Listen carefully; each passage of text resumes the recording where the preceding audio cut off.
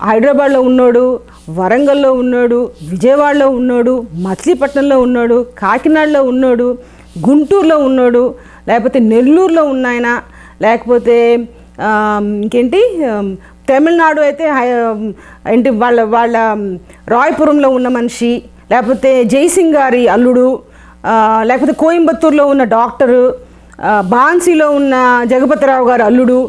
ఇవన్నీ చెప్తేనే చాలండి బాబు. మీ పేర్లు చెప్పకుండానే మీ మీ మీ చిట్టాలని బయట పెట్టడానికి బోల్డని మార్గాలు ఉన్నాయి.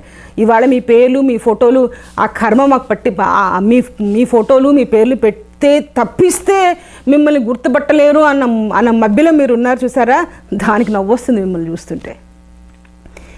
ఏం పెద్ద మనుషులండి మీరు. మీలో కొంతమందిని నేను చిన్నప్పటి నుంచి చూశాను. మీలో కొంతమందిని ఒక గౌరవప్రదమైన స్థానంలో ఉంచి చూశాను నేను.